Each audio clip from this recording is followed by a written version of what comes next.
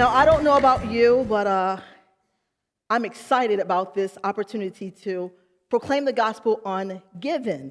Not many people would be, but I am, because I know what Jesus did for me. Now, this morning, we're in between services, so I knew I had a time limit. And this, indeed, is about my sixth draft on this word, because there's so much. I almost wish it was a series, but you're going to get it all in one. And since I don't have to worry about the Bible study in between classes, make yourself at home, get yourself some tea, coffee, and a snack, because we're going to be here for a while. All right. For just a few moments, maybe, I'd like to talk to you on the subject of biblical principles of giving. Not giving of your talents or time, although giving of your talents and times are extremely important. And we talked about that on last week, and some of you were grateful and faithful enough to reach out to me and say, hey, I want to be plugged in, so I have your name, I have your number, I will be getting back with you.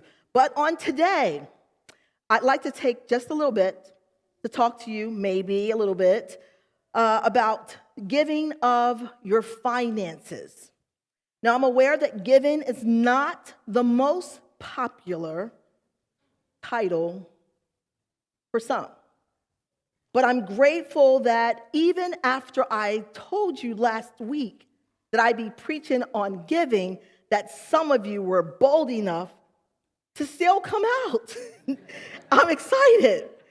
Giving is such a big part of the gospel that I cannot count all the scriptures that Jesus talked about giving. I can't list them all. I tried to, and people had all these educated decisions or guesses on how many times Jesus talked about gifting. I don't know, but I know there are countless scriptures where Jesus talked about money, finances, greed, possessions, wealth, the law of reaping and sowing, and so much more. But these subjects are often overlooked because it calls for a sacrifice on our part.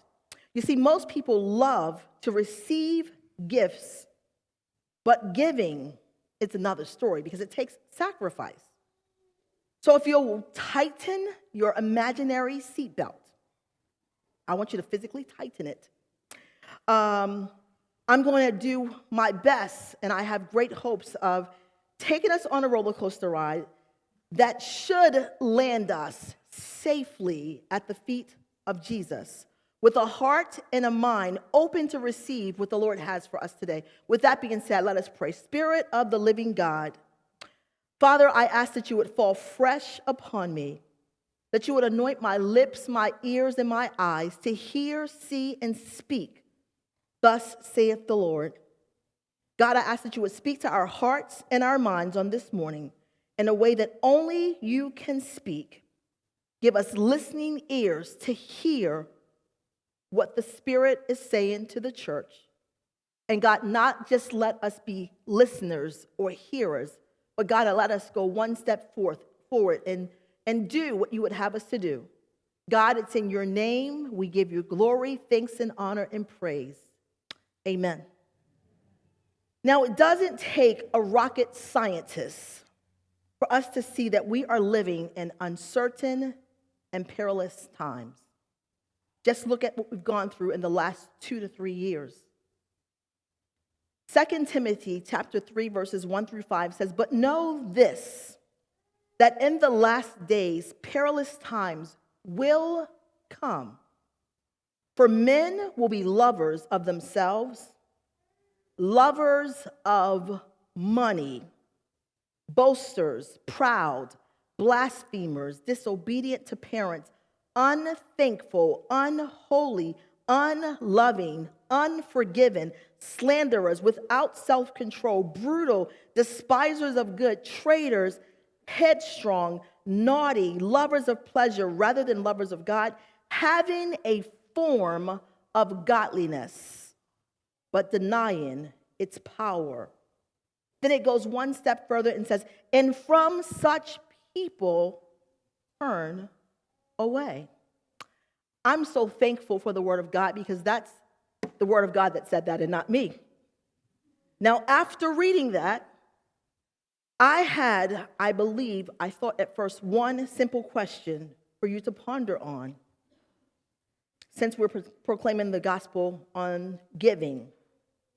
But then I discovered there was two that I had. The first one is, how much money is enough money? We have all the songs out there in the world. Hey, it must be the money. Oh, must be the money. We have all these songs. Some people would say, I just need enough money to live a comfortable life and a little bit extra because I like to save some. And others might respond and say, Ressee, are you crazy? It's impossible to have enough money. I don't know where life's going to take me and how long I'm going to live. You could never have enough money. So the right answer would be, just a little bit more. My second question is, what is money? Some would say money represents power. Others, security. Then you have those that would respond, money is what I receive because of my hard work and my labor. I put in the hours, I pay the time, and now I have to get compensated for that. Then you have those in this congregation and those that are watching live stream that are financial gurus, and they're very intellectual. And they would say money is a medium of exchange in the form of coin and banknote that allows people to obtain what they need. And the truth is, I won't fight that. But what if I told you that money is simply a tool that God has entrusted to us while we're here on earth, and that everything that we have and everything that we are belongs to God and is to be used for His glory? Now, I know that we take pride in owning stuff, but the house that we live in, it belongs to God. The fancy cars or not so fancy cars that we drive, they belong to God. The clothes that are on our backs, they really do belong to God. And for those of you that are like my family and I, and you're foodies and you like to travel and you like to try new things and the most unique foods that exist, I have to tell you that the money that you use to get that, it belongs to God.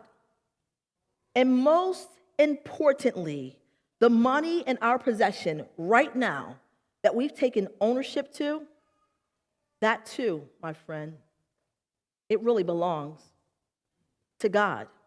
You see, we as a people have mastered the art of arrogance and pride, and we boast about our successes. We boast about how educated we are. We boast about how well our children are doing. We boast about what we own in this world, all the tangible things. We've been taught to measure success based upon our net worth, our prized possessions, and how much we can attain in this life.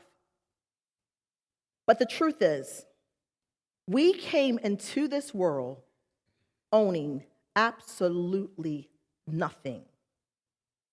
And when our journey has ended and we're going home to be with our Lord eternally, I promise you, we will take absolutely nothing with us. The songwriter says it something like this: only what we do for Christ will last. Only what we do for Him will be counted in the end. Only what we do for Christ will last. So the question of the day is, can God trust you? Can God trust me with His money? Can He trust that if He were to open up the windows of heaven and pour us out a blessing that we could not even receive, could he trust us to use it to bring glory to his kingdom? Would we use it to bless the kingdom of God, which is eternal? Or would we, without seeking his guidance, without seeking the will of God, would we invest in more things, more toys, more cars, more stocks? I'm not talking to my sons because they're stockaholics, but this isn't about you fellas. More stocks, more bonds. Would we store up more treasure on earth to buy us happiness, which is only a temporary thing? When all along, God is up there saying, I have a dose of joy for you. It's waiting right here for you with an everlasting return. It'll never run out. My friend, Matthew 6:24 reminds us that no one can serve two masters. Either you will hate the one and love the other, or you will be devoted to the one and despise the other. But most importantly, Matthew reminds us that you cannot serve both God and money. It's impossible. The real truth is that everything that we have is simply on loan to us from God because he trusts us to do his will. He trusts some of us greatly, and some of us, he's still working on us because he knows that we're still in a learning state and we think that what we have belongs to us. We're still holding on to the systems of this world so tightly that we haven't come into the knowledge of his truth. The Apostle Paul warns us in Galatians 6, verses 7 through 10, to be not deceived. God cannot be mocked. A man reaps what he sows. Whoever sows to please their flesh, from the flesh will reap destruction. Whoever sows to please the Spirit, from the Spirit will reap eternal life. Let us not become weary in doing well.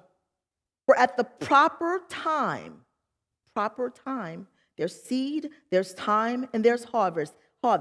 At the proper time, we will reap a harvest if we do not give up. Therefore, as we have opportunity, let us do good to all people. Doesn't matter what your race is. Doesn't matter what your economic status is. It doesn't matter what your denomination is. Do well or do good to all people, especially to those who belong to the family of believers. The Apostle Paul reminds us in 2 Corinthians chapter 9, verses 10 through 11, now he who supplies seed to the sower and bread for food will also supply and increase your store of seed and will enlarge the harvest of your righteousness. You will be enriched in every way so that you can be generous on every occasion. And through us, your generosity will result in thanksgiving to God. All I'm trying to get you to understand is that everything that we have belongs to God. We honestly own nothing. So don't hold on to these earthly possessions so tight that you miss an opportunity for God to use and trust you. Now, for the record, the only time in the Bible that I have ever known God to encourage us to test him is in the area of finances. And I believe I'm pretty accurate because I have a theologian in the 9 o'clock service, and I said, I need put your attentive, keen ears on and listen to make sure that if I miss anything, because I had a whole lot I wanted to say, I want to make sure it's on point. And he said it's okay. So I believe him. Malachi chapter 3, verse 10 says, it tells us to bring the whole tithe into the storehouse, that there may be food in my house. And then it says, this is the Lord saying, test me. Some interpretation says, prove me. Test me in this, says the Lord Almighty, and see if I will not throw open the floodgates of heaven and pour out so much blessing that there will not be room enough to store it. Now, I know that there has been a battle since before I was ever born. There's been a battle to tithe or not to tithe. That is the question. But for now, I'd like to press the pause button and talk about these beautiful hard hats that are sitting on the table that you're wondering, why in the world are they there?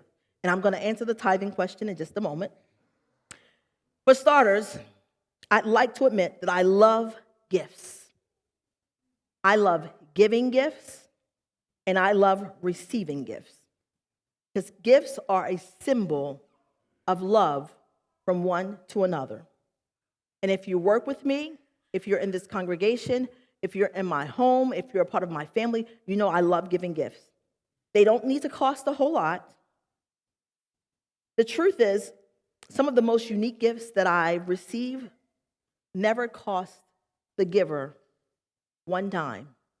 Sometimes it's something as small as a piece of paper that have given me a heartfelt word from their heart to my heart, and it means everything. But every once in a while, I'll receive a gift that literally, without exaggeration, make me say,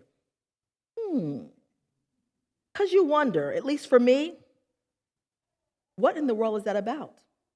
And so I present to you Exhibit A, Exhibit B. These two fancy heart hats given to me as a parting gift from Pastor Paul Austin as he moved on to the next chapter of his life.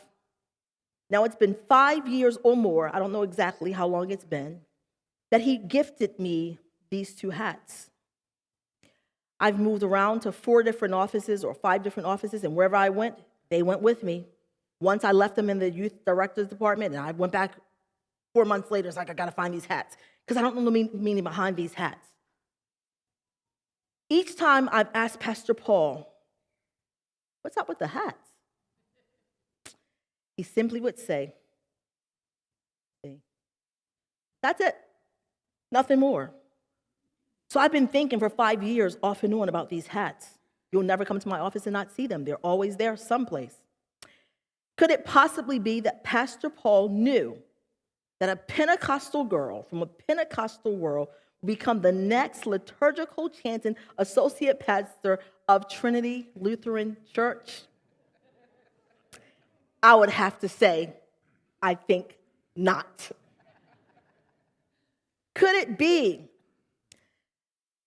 that he thought I would get myself into some type of dangerous situation as I traveled throughout this building, and something really big would come and attack my head and mess me up? I thought about it. I don't think so.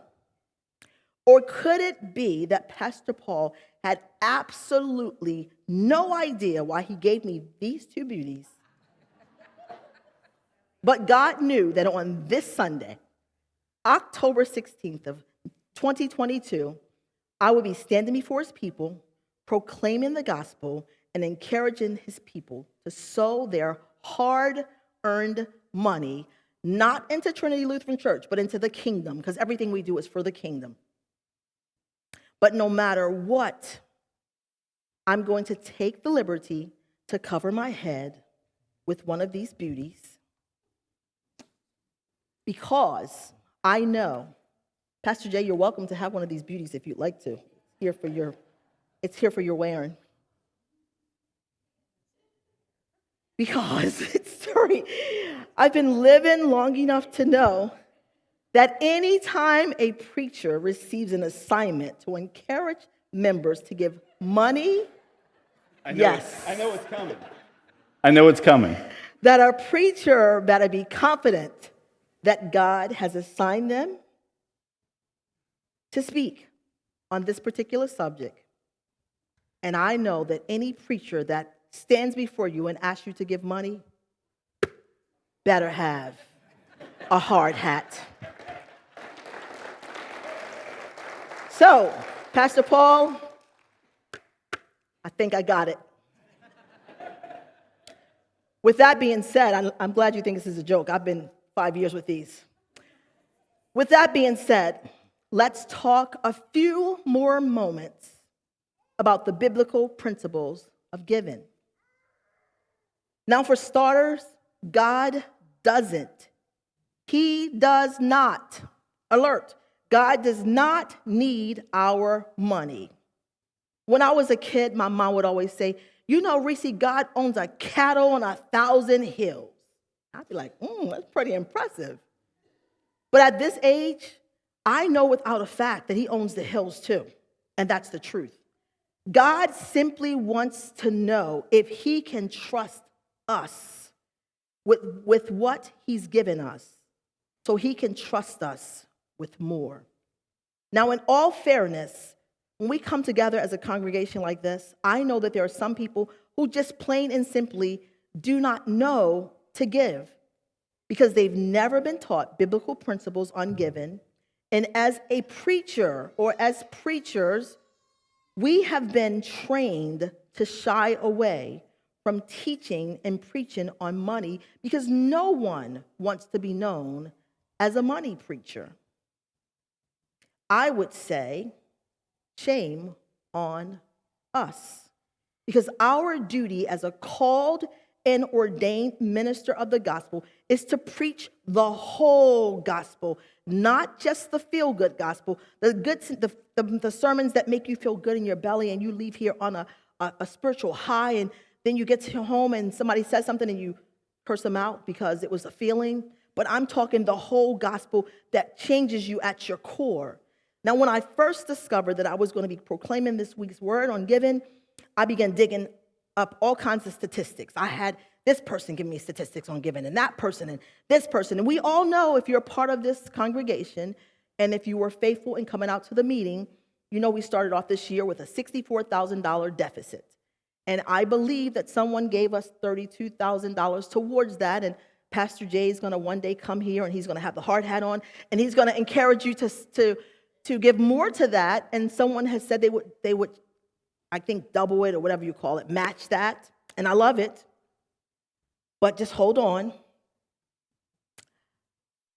I then headed to the finance department a few days ago to find out some information because I wanted to present you with accurate stuff because I believe in honesty and transparency. That's why you're here. We're one team working together.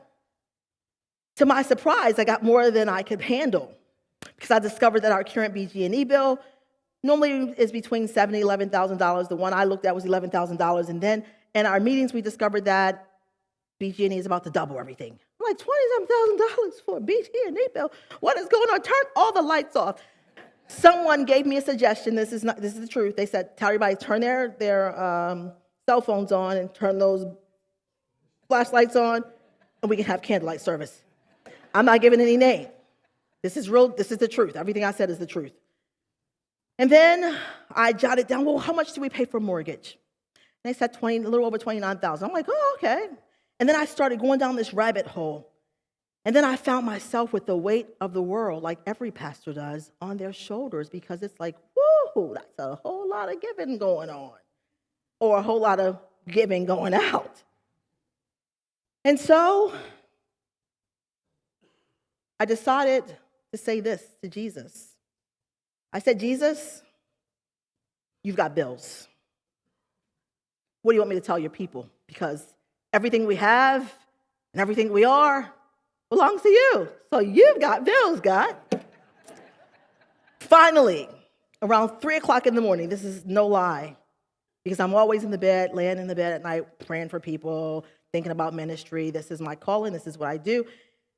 I was laying there meditating on what the Lord wanted me to say, and I sensed a shift in my spirit, a tug on my heart, and a peace that overshadowed all the fear and all the anxiety that the enemy tried to throw my way. And God reminded me that Ressee, giving is a matter of the heart. Giving is not based upon the ministry's needs. Giving is not based upon our personal needs. God knows what we have need of. That's not what giving is about. Giving is a matter of the heart.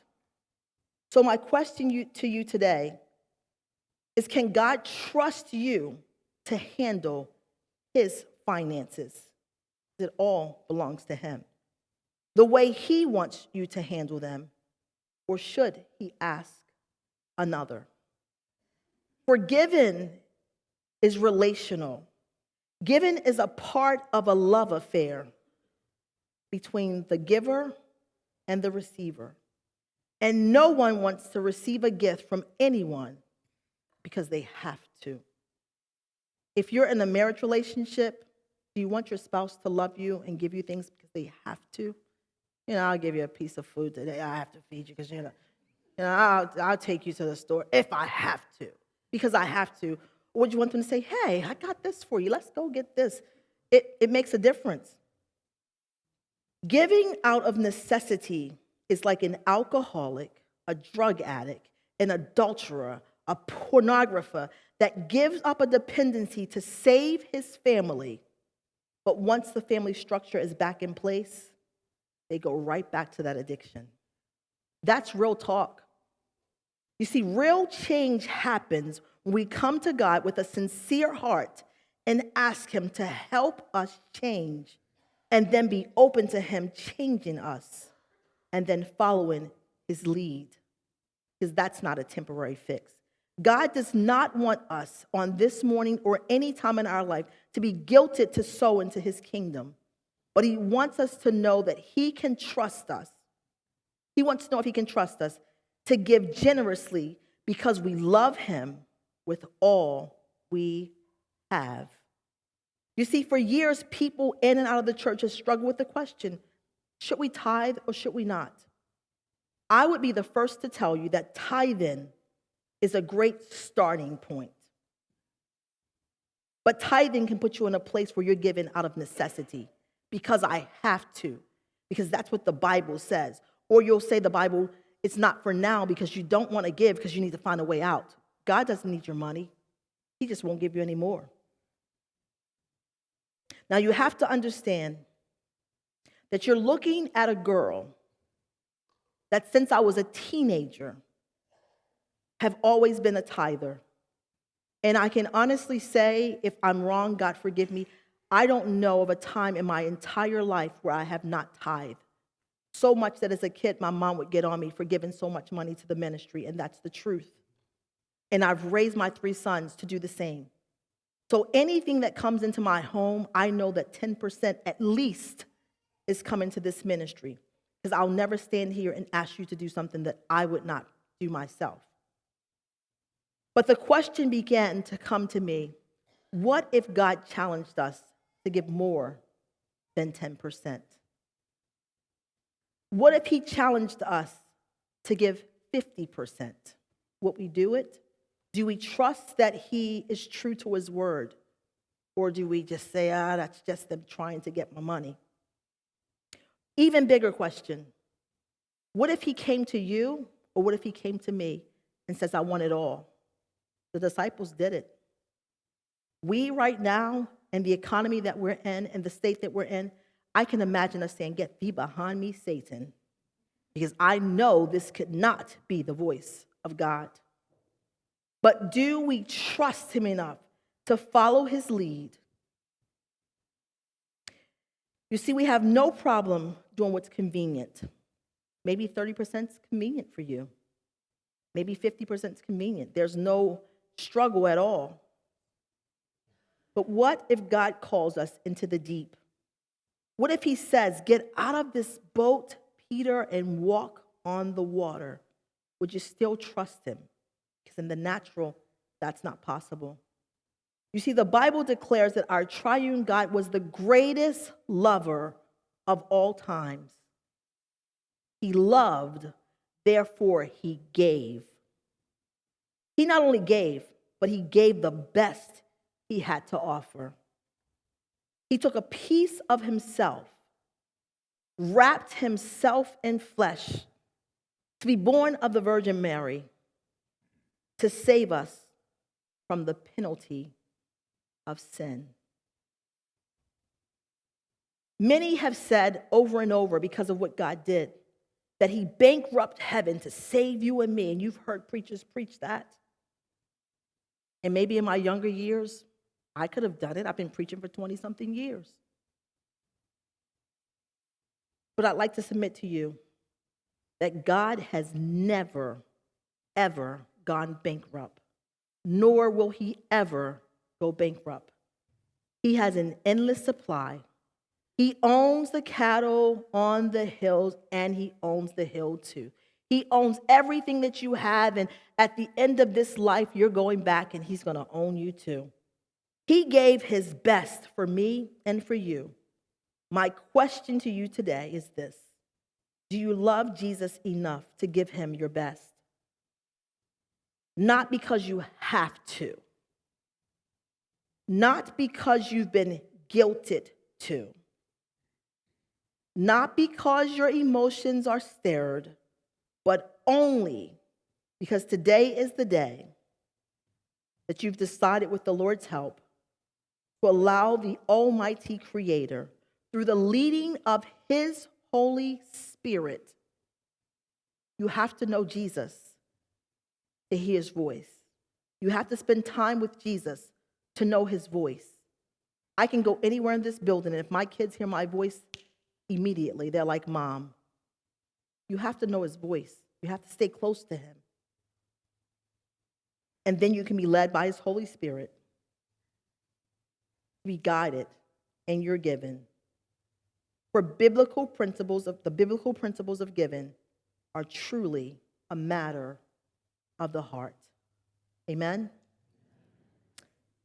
Let us pray. Gracious God, I thank you for this opportunity to stand before your people and to proclaim your word. Lord, I thank you for giving us a heart and mind to serve and to give in all that we do and all that you give to us. Father, we ask that you will reveal your plan to us, that it's between you and us. It's an individual thing, God. Meet us at the point of our need so that we can freely give with a generous heart. It's in your name, Jesus, we pray. Amen. You heal my heart, you change my name.